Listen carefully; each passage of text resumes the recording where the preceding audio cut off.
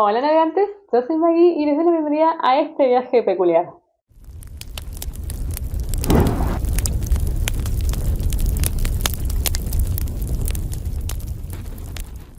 ¿Cómo están? Espero que bien. Bueno, por fin puedo hacer, creo que la cuarta entrega, si mal no recuerdo, de esta sección que empezó teniendo el canal y que después abandoné un poco durante el año pasado, que es libros peculiares.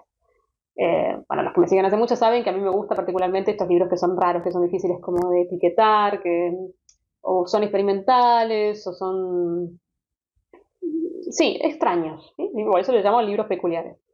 Pero obviamente que eso, digamos, esa manera de contar o ese medio, obviamente me transmita algo que a mí me parezca interesante, ¿no? O sea, porque por peculiar, porque sí, tampoco tiene mucho sentido. Y bueno, hacía bastante que no hacía, voy a traerme la listita para no olvidármela, hacía bastante que no hacía este segmento. Eh, Cada vez que hago un segmento de peculiares hablo de 5 libros. Y bueno, espero que les interese. Y bueno, si no conocen los otros, pásense por el canal a los que son nuevos y vean las otras ediciones de este video. Empezamos. El primer libro del que voy a hablar es mi primer encuentro con un libro peculiar o uno de los primeros encuentros y que es además uno de mis favoritos de la vida.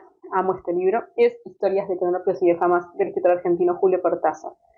Este libro está dividido, el original, está dividido en 4 partes. Son relatos, incluso hay algunos micro relatos o incluso ya reflexiones del autor. La primera parte tiene que ver con instrucciones para el uso, son instrucciones varias que da Cortázar sobre distintas cosas de la vida.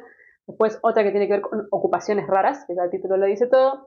Otra que tiene que ver con materiales plásticos. Y la última, que es la más famosa, que es Historias de cronopios y de famas, que da nombre a título, al libro, que también se ha editado aparte. Alfaguara tiene una publicación, una edición, que es solamente esa parte ilustrada, que yo también la tengo. Y que es preciosa, es bellísima. A ver, es un libro juego, y tómenselo de esta forma, porque realmente es encontrarse con un Cortázar juguetón, que a veces lo único que quiere es burlarse del mismo, y también, por supuesto, de los lectores, y que no pide mucho más, ¿no? Lo que te pide es que te subas en ese barco surrealista que es este libro y que lo acompañes y disfrutes el camino. No pienses que vas a leer algo que tiene una historia, que tiene un hilo, que se desarrolla, que tiene un principio, un desarrollo y un fin, incluso hasta que es lógico, porque no es eso lo que te vas a encontrar, incluso, bueno, sí que te vas a encontrar el genio de Cortázar en todo, no solamente en cómo escribía, sino en cómo pensaba. Pero es que este libro también se lo ha analizado desde múltiples capas, obviamente se lo ha analizado desde la literatura misma, que eso, bueno, por supuesto, es para analizar, pero también a nivel alegórico, metafórico, incluso filosófico, ideológico, y etcétera. Es muy gracioso porque hay una entrevista, hay unas tantas entrevistas que le hacen a Cortázar sobre este libro, y le preguntan justamente, bueno, que si está de acuerdo con estos análisis que se han hecho, porque además incluso obviamente se lo analiza a nivel universitario, y él mismo se mata de risa, porque dice, no, es que realmente, dice, está escribir y el acto de escribir y qué te pasa cuando uno escribe, y después están los análisis críticos, que de repente vos te encontrás con que escribiste algo que no tenías ni idea de que estabas escribiendo. Entonces de repente te analizan cosas y vos decís, así que eso era lo que yo quería decir, mira vos, porque yo realmente, no sé, por ejemplo, el color negro implica la atmósfera opresiva de la Argentina. Yo porque el color negro era el que se me vino a la cabeza, porque la cortina de mi cuarto era negra. O sea, ridiculeces así, ¿no? Pero bueno, un poco él dice justamente sobre este libro que es un libro que, que no hay que, digamos, que analizar o que entender. Hay algunas historias que sí, hay algunas historias que tienen trasfondo, por supuesto, pero en general lo que él pretendía era un poco justamente utilizar lo lúdico, digamos, de la escritura. Y no solamente en la estructura o, digamos, en la forma, sino también incluso desde las palabras mismas. A veces juega con una palabra porque le gusta cómo suena y no mucho más que eso. Y es un libro que a mí, yo lo amo. O sea que a mí me encanta Cortázar, vamos a empezar por ahí, pero particularmente amo Historias de cronopios y de famas. Todas las partes están buenísimas, pero la parte que tiene que ver con cronopios y famas es, bueno, bellísima, porque además es una mezcla entre ternura, dulzura, humor, crítica, drama, emociones varias que ustedes se puedan imaginar. en pequeños relatos que son como joyitas, que son caramelitos, es realmente precioso. Es que amo Historia de Knapes y Famas, o sea, no tengo más que decir. Y si bien es cierto, digamos que hay historias dentro de Cronopio y Famas, o las características de estos personajes, porque los cronopios, las famas y las esperanzas, o los esperanzas, tienen características, ¿sí? Que son muy prototípicas de las personas en general. No estamos hablando ya de la cultura argentina.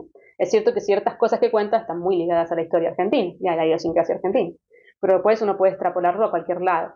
Y acá fue tan famoso, fue un boom realmente en su momento cuando se publicó, que incluso en los círculos, digamos, literarios o de intelectuales, solía llamarse a la gente, vos sos un cronopio, vos sos una fama, porque cuando lo lean van a ver que sí, que tienen ciertas características o estereotipos de personalidad o arquetipos de personalidad que son muy detectables, digamos, en las personas. Nada, hagan la experiencia porque a mí me encanta. Yo sé que hay gente que no le gusta, que ha leído historias de cronopios y que no le ha gustado, o que se ha encontrado con justamente no entender muy bien por qué estaba leyendo lo que estaba leyendo, bueno, pero no es mi experiencia en lo absoluto. El siguiente libro del que voy a hablar, que saltamos a Francia, que es el mismo salto que hizo Cortázar, así que estamos bien, es Ejercicios de estilo, de Raymond Queneau. Este libro es un libro muy extraño, que parte de la idea de contar una historia muy cortita, una historia además muy superflua. Es una persona que se sube a un transporte público y que simplemente hace un viaje y baja en una plaza, eso es todo, pero lo que hace es contarlo 99 veces de formas distintas cada vez, la misma historia, con estilos narrativos, recursos diferentes e incluso ya momentos en donde realmente es muy experimental la forma de narrar, que es realmente un ejercicio no solamente de estilo, que es el título, es un ejercicio de inventiva, de imaginación y de pericia literaria, porque realmente cómo consigue que esas 99 historias, que son 100 en realidad, por contando la original, más las otras 99 variantes, sean todas entretenidas, sean diferentes y sean originales, porque a ver, llega un punto en que uno, bueno, este libro lo leí hace como más de 2 años, pero ya, y pudo decir de qué se trata la historia, o sea, llega un punto de que tal es la repetición que obviamente una historia se la aprende de memoria, pero consigue que sea entretenido todas las veces, o sea, porque como es tan diferente la forma de contar lo mismo, es increíble, o sea, es que realmente lo que hace es increíble, o sea, cambia desde la perspectiva de los personajes, las formas morfológicas que tienen esos personajes, el mundo en el que están insertos, el estilo, por ejemplo, al estilo gótico, al estilo romántico, al estilo, no sé, surrealista. Bueno, es un despliegue de creatividad, realmente es espectacular. Y también podría tomarse como lección para escritores, ¿no? Porque mostrarte de cuántas maneras puedes narrar lo mismo, ¿no? O sea, acá está justamente el trabajo literario, el trabajo de un escritor, ¿no? Que escribir no es solamente poner palabras una detrás de otra y que tengan lógica. Escribir es algo estilístico. O sea, en la literatura, una de las cosas que es más importante o que, digamos, marca la diferencia entre un escrito cualquiera y un escrito literario es la parte estética, ¿no? La parte bella, digamos, de cómo está narrado. Y acá esto realmente es un ejemplo de eso, porque él te muestra cómo puedes narrar de múltiples formas y que tome carices muy distintas la historia. Porque claro, no es lo mismo narrarlo desde una perspectiva que de otra, narrarlo poéticamente o no. Hay uno, por ejemplo, hay algunos que son totalmente abstractos, o sea, que son narraciones a través de números, por ejemplo. En serio, tienen que hacer la experiencia de este libro porque realmente es un libro muy, muy extraño, muy, muy particular y muy genial también. El siguiente libro, y saltamos nuevamente a Argentina, pero es una Argentina que se va a España, es el libro de los viajes equivocados de la escritora argentina-española Clara Obligado. Bueno, este es un libro también del que he hablado bastante, yo de Clara Obligado hablo mucho porque me encanta, amo a Clara Obligado, me parece una escritora maravillosa. Y este libro lo que tiene de peculiar es que es un libro de relatos que en realidad es una novela. Todos los relatos son cerrados, pero están conectados entre sí en un todo. Y esas conexiones no son conexiones fáciles ni son conexiones directas, no es, bueno, sí, este personaje que aparecía acá vuelve a aparecer acá. No, son conexiones incluso a veces temporales, a veces de un elemento, ¿sí? Por ejemplo, un caracol que aparece en una historia de repente aparece en otra. Son a veces hasta un poco metafóricas, incluso espirituales, bueno, Es un libro muy particular que necesita de un lector atento y que no siempre va a ser fácil encontrar estos lazos de unión que tienen las historias entre sí. Y además encima toca puntos de distintas referencias culturales que están muy arraigadas en la sociedad actual. Por ejemplo, qué sé yo, uno de los relatos parte de una reinvención o una reescritura del final de Los Puentes de Madison, esta famosa película de Meryl Streep. Y ay, paren que se me olvidó cómo se llama, Clint Eastwood, que bueno, yo creo que la mayor parte de la gente conoce Los Puentes de Madison. De todas maneras, aunque no lo conozcas, puedes entender el relato de Claro Obligado, pero si lo conoces, le va a dar aún mayor riqueza, porque bueno, sabemos que el final es muy dramático, muy terrible, y no querríamos que terminara así, y eso le da otro fin, el fin que por ahí todos hubiéramos querido.